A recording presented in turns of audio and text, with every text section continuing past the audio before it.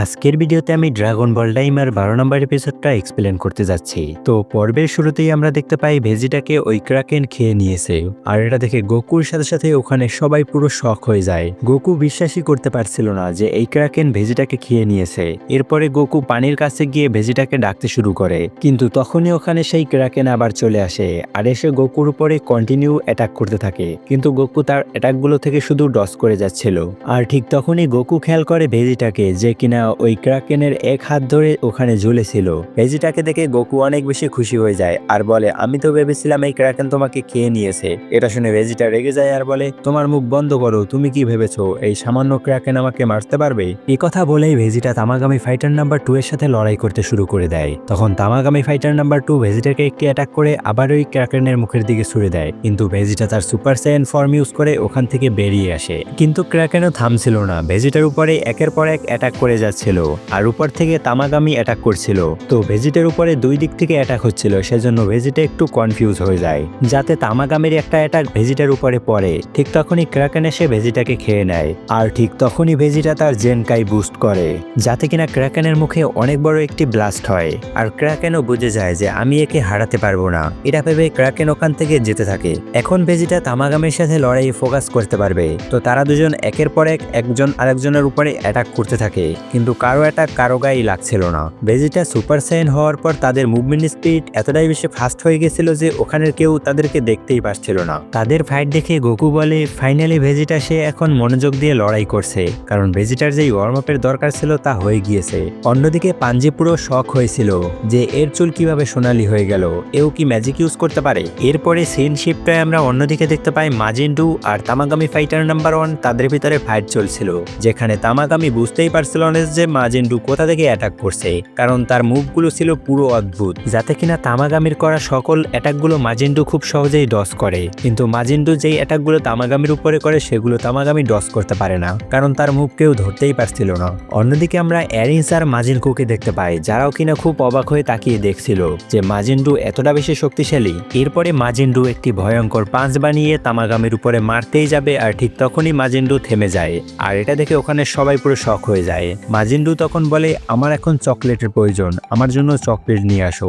এই কথা শুনে এরিন্স বলে, তুমি এখন একটা সিরিয়াস ফাইটে আসো, তো তুমি এই ফাইটটা শেষ করো, তারপরে আমি তোমার জন্য চকলেট নিয়ে আসবো। কিন্তু মাজিন্ডু কার কথা শোনে না, সে বলে, আমার এখন চকলেট চাই, তো আমার জন্য চকলেট নিয়ে আসো। এই বলে বাচ্চাদের মতো ওখানে বসে কান্নাকাটি করতে থাকে। মাজিনকু তখন বলে, এক সেকেন্ড দাঁড়ান, আমি চকলেট নিয়ে আসছি। এটা বলে মাজিনকু চকলেট আনার জন্য ওখান থেকে চলে যায়। আর এদিকে তামাগামি পুরো শক হয়েছিল যে আমার সাথে মজা হচ্ছে নাকি। এটা বলে তামাগামি একের পর এক মাজিন্ডু এর উপরে অ্যাটাক করে যাচ্ছিল, আর তামাগামির সব অ্যাটাকগুলো মাজিন্ডু এর উপরে লাগছিল, কারণ মাজিন্ডু এখন লড়াইয়ের জন্য মোটেও প্রস্তুত না। এরপরে সিন শিফটে আমরা এদিকে দেখতে পাই ভেজিটা আর তামাগামি ফাইটার নাম্বার 2 ফাইট করছিল, যেখানে তামাগামি ভেজিটার সাথে পেরে উঠছিল না। এটা দেখে নেভা বলে, এই ফাইটটাকে সমান সমান করে দেওয়া যাক। এই বলে তার ম্যাজিক্যাল পাওয়ার দিয়ে ওই তামাগামিকে আরো বেশি শক্তিশালী করে দেয়, যেটা কিনা ভেজিটাও বুঝতে পারছিল যে তামাগামি আগের থেকে অনেক বেশি শক্তিশালী হয়ে গিয়েছে। তখন ওখানে সবাই নেভাকে জিজ্ঞাসা করে, আপনি এটা কি করলেন? এটা শুনে নেভা বলে, তোমরাই তো বলেছিলে যে ও ফাইট পছন্দ করে, এই জন্য আমি তামাগামির কিছু পাওয়ার বাড়িয়ে দিয়েছি যাতে কিনা ফাইটটা এখন সমান সমানে হবে। এদিকে ভেজিটা তামাগামির সাথে পেরে উঠছিল না, কারণ এমনিতেই সে তার এই বডিকে কন্ট্রোলে রাখতে পারে না। ভেজিটা তখন পানির নিচে যায় যাতে সে তার শক্তি একটু রিকভার করতে পারে, কিন্তু সেটাই ছিল তার সব থেকে বড় ভুল, কারণ তামাগামি পানির নিচে আরো বেশি শক্তিশালী হয়ে গিয়েছে। তার মুভমেন্ট ভেজিটা প্রেডিক্ট করতেই পারছিল না। অন্যদিকে মাজিন্ডু তামাগামির অ্যাটাকগুলোকে এখন ডস করছিল, আর ঠিক তখনই ওখানে গোমার আর্মি চলে আসে আর বলে, কার এত বড় সাহস দে তামাগামিকে চ্যালেঞ্জ করেছে। ঠিক তখনই তামাগামি তার সর্বশক্তি দিয়ে মাজিন্ডু এর উপরে একটি অ্যাটাক করে, যেটা কিনা মাজিন্ডু খুব সহজেই ডস করে। অ্যাটাক মাটিতে পড়ায় পুরো ফার্স্ট ওয়ার্ল্ডে ভূমিকম্প শুরু হয়ে যায়, যেটা কিনা গোমা তার প্যালেসে বসেই বুঝতে পারে।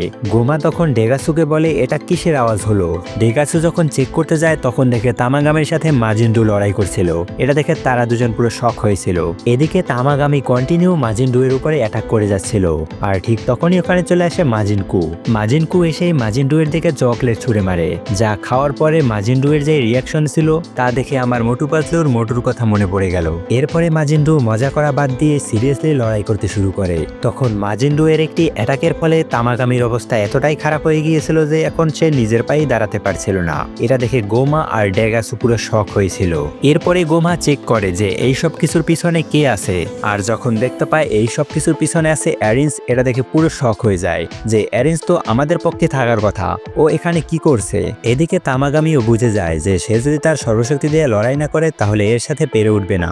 এরপরে তামাগামি তার সর্বশক্তি দিয়ে মাজিন্ডু এর সাথে লড়াই করতে থাকে, কিন্তু এবারেও তামাগামি পেরে উঠছিল না, কারণ মাজিন্ডু এর মুভমেন্ট ছিল অতিরিক্ত ফাস্ট। এরপরে মাজিন্ডু তার কি ব্লাস্ট দিয়ে তামাগামি ফাইটার নাম্বার 1-কে ওখানে হারিয়ে দেয়, যা দেখে কিনা ওখানে সবাই পুরো শক হয়েছিল। ওখানের কেউ বুঝতেই পারছিল না যে এখানে হলোটা কি। তখন তামাগামি বলে আমি গিভ আপ করছি। এটা শুনে মাজিনকু আর অ্যারিন্স অনেক বেশি খুশি ছিল। এদিকে মাজিন্ডু সে ভিক্টোরি ডান্স করছিল, তখন তামাগামি তাকে থামিয়ে দিয়ে বলে কংগ্রাচুলেশন, এই ফাইটে তুমি জিতে গিয়েছো, তো এখন শুধু ফাইনাল টেস্ট বাকি আছে। এটা শুনে মাজিন্ডু পুরো শক হয়েছিল যে এই ফাইট জেতার পরে আবার কি টেস্ট। এরপরে তামাগামি মাজিন্ডুকে একটি স্ক্রিনের সামনে নিয়ে যায় আর বলে এখানে কিছু নাম্বার শো হবে, তোমাকে এর ফাইনাল রেজাল্ট বলতে হবে। প্রথম দিকে তো 1, 2 এরকমের কিছু সহজ আসছিল, কিন্তু এর সাথে সাথে খালি সংখ্যাগুলো বাড়তে থাকে, যা কিনা তামাগামি তো ছাড়ো, ওখানে অ্যারেন্সও প্রেডিক্ট করতে পারছিল না যে এখানে হচ্ছেটা কি। এভাবে কিছুক্ষণ নাম্বার ওঠার পরে তামাগামি বলে এখানে ফাইনাল রেজাল্ট কত, যা শুনে কিনা মাজিন্ডু পুরো শক হয়েছিল, কারণ মাজিন্ডু এর মতো আমাদের মাথায়ও কিছুই ঢোকেনি। অ্যারেন্স তখন পিছন থেকে বলে এটা তো চিটিং হচ্ছে, ও তোমাকে ফাইটে হারিয়েছে, তো তুমি ওকে ড্রাগন বল দিয়ে দাও। কিন্তু তামাগামি অ্যারেন্সের কথা ইগনোর করে মাজিন্ডুকে জিজ্ঞেস করে এর রেজাল্ট কত, কিন্তু মাজিন্ডু কিছুই বুঝতে পারছিল না যে এ বলছেটা কি। তখন এই সব কিছু হ্যান্ডেল করে নেয় মাজিনকু। তখন অনেক স্লো কিছু একটা বলে মাজিন্ডুকে, যেটা কিনা মাজিন্ডু ছাড়া ওখানে কেউই শুনতে পায় নাই। তখন কুয়ের বলা সেই শব্দগুলোই বলে দেয়, মানে সেই সংখ্যাগুলো, যা শুনে কিনা তামাগামি বলে হ্যাঁ তুমি একদম সঠিক বলেছো।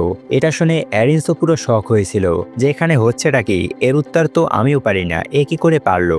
এরপরে তামাগামি কথা মতো মাজিন্ডুকে ড্রাগন বল দিয়ে দেয়। মাজিন্ডু তখন সেই ড্রাগন বল দেয় গিয়ে অ্যারিন্সকে।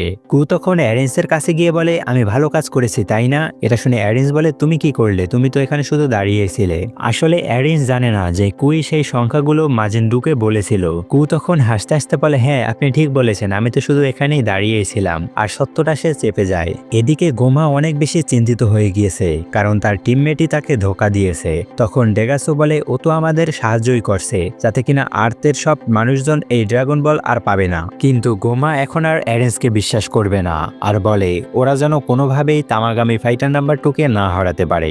এরপরে সিন শিফটে আমরা অন্যদিকে দেখতে পাই ভেজিটা আর তামাগামি ফাইটার নাম্বার 2 এর ফাইট চলছিল, যেখানে ভেজিটার করা অ্যাটাকগুলো তামাগামির উপরে কোনো প্রভাবই ফেলছিল না, কিন্তু তামাগামির করা সেই অ্যাটাকগুলো ভেজিটার উপরে খুব বেশি প্রভাব পড়ছিল। এক পর্যায়ে ভেজিটা তার অ্যাটাকগুলো সহ্য না করতে পেরে ওখানে ডুবে যায়। সবাই চিন্তা করছিল যে ভেজিটা এখানে মারা যেতে চলেছে, কিন্তু ভেজিটা ঠিক তখনই তার জেনকাই ওপেন করে, যাতে কিনা ওখানে অনেক বড় একটি ব্লাস্ট হয়। কিন্তু ভেজিটা তার পাওয়ার কন্টিনিউ বাড়িয়ে যাচ্ছিল, যা কিনা ওখানে সবাই খুব মনোযোগ দিয়ে দেখছিল। পাওয়ার আপ করতে করতে ভেজিটা চলে যায় সুপার সাইয়ান ফর্ম 3-তে, যা দেখে কিনা গোকু পুরো শক হয়েছিল। আর গোকু বলে তুমি এটা কিভাবে করলে, তুমি এটা শিখলে কখন। বুলমা তখন বলে ও কিছুদিন ধরেই একলা একলা ট্রেনিং করছিল, তখনই ভেজিটা এই পাওয়ারটা আপ করতে পেরেছে। এরপরে আবার শুরু হয়ে যায় ভেজিটা ভার্সেস তামাগামির ফাইট, যেখানে তামাগামি এখন ভেজিটাকে দেখতেই পারছিল না। ভেজিটা তখন তামাগামিকে ছোট করার জন্য তার শুধু পা দিয়ে লড়াই করছিল। এক পর্যায়ে গিয়ে ভেজিটা তার এক আঙ্গুল দিয়ে লড়াই করতে থাকে, যাতে কিনা তামাগামিকে সে অপমান করতে পারে। ভেজিটা তখন তামাগামিকে একটি অনেক জোরে লাথি দেয়, যাতে কিনা সমুদ্র পুরো 2 ভাগ হয়ে যায়। এরপরে ভেজিটা গ্যালিগান অ্যাটাক তামাগামির উপরে করে। তামাগামি তখন তার সর্বশক্তি দিয়ে সেই অ্যাটাকটাকে আটকাতে সক্ষম হয়। অ্যাটাকটা থামানোর পরেই ভেজিটা ওখানে চলে আসে আর এসে তামাগামিকে অনেক জোরে একটি পাঞ্চ করে, কিন্তু সঠিক সময় ভেজিটা এসে তামাগামিকে ধরে নেয়, যাতে তামাগামি বেঁচে যায়, আর না তো তামাগামি স্পেসে গিয়ে পড়তো। তামাগামিও তখন বুঝে যায় যে সে ভেজিটাকে হারাতে পারবে না। আর অন্যদিকে ওখানে সবাইও খুব খুশি ছিল, এমনকি নেভাও অনেক বেশি খুশি ছিল। এখন বাকি আছে শুধু ফাইনাল টেস্ট, যা কিনা অনেক বেশি কঠিন। ভেজিটাকে 10 সেকেন্ডের ভিতরে এর উত্তর দিতে হবে। এই ধাঁধাটা অনেক বেশি কঠিন ছিল, আর এটা যদি আমি বলতে যাই আমি নিজেই 3-4 বার কনফিউজ হয়ে যাব, তো এই জন্য আমি এটাকে স্কিপ করে দিয়েছি। আপনারা যদি চান তাহলে মূল এপিসোড থেকে দেখে নিতে পারেন। এখানে ভাগ্যবশত ভেজিটা সঠিক উত্তরটি দিয়ে দেয়, যা কিনা ভেজিটাও শক ছিল যে তার উত্তরটি সঠিক হয়েছে। এরপরে তামাগামি তার কথা মতো ভেজিটাকে ড্রাগন বল দিয়ে দেয়। তামাগামি তখন নেবার কাছে গিয়ে ক্ষমা চায় যে আমি ড্রাগন বল প্রোটেক্ট করতে পারিনি, আমাকে ক্ষমা করে দিবেন। নেবা তখন বলে কোনো ব্যাপার না, তুমি তোমার সর্বশক্তি দিয়ে লড়াই করেছো, এটাই সব থেকে বড় কথা। এদিকে হাইবিজ ভেজিটার কাছে এসে বলে তুমি তো অনেক বেশি শক্তিশালী, তো চলো আমি তোমার জন্য ভিক্টোরি ডান্স করে দিচ্ছি। এই বলে সে ওই অদ্ভুত নাচ করতে শুরু করে, যেটা কিনা মাজিন্ডু করছিল। সুপ্রিম কাই তখন বলে আমাদের শুধু এখন একটি ড্রাগন বলের প্রয়োজন, তাহলেই আমরা ভেন্ডিকে বাঁচাতে পারবো। এরপরে তারা তাদের শিপে করে ফার্স্ট ওয়ার্ল্ডের উদ্দেশ্যে রওনা দেয়, কিন্তু একটু পরেই তাদের শিপ নষ্ট হয়ে যায়। কিন্তু পাঞ্জি তখন তাদের শিপটাও ঠিক করে নেয়। আর এদিকে ডেগাসু গোমাকে বলে তারা ফার্স্ট ওয়ার্ল্ডের উদ্দেশ্যে রওনা দিয়ে দিয়েছে, যা শুনে কিনা গোমা অনেক বেশি রেগে যায় আর বলে আমি ওদেরকে বাচ্চা বানিয়েছিলাম যাতে ওরা আমাদের ডিমন ওয়ার্ল্ড থেকে দূরে থাকে, কিন্তু এই বাচ্চা বানানোর কারণেই ওরা এখানে চলে এসেছে। এমনটাই যদি হয়ে থাকে তাহলে আমি এই কথা বলার সাথে সাথেই ড্রাগন বল ডাইমার 12 নম্বর এপিসোডটা এখানেই শেষ হয়ে যায়।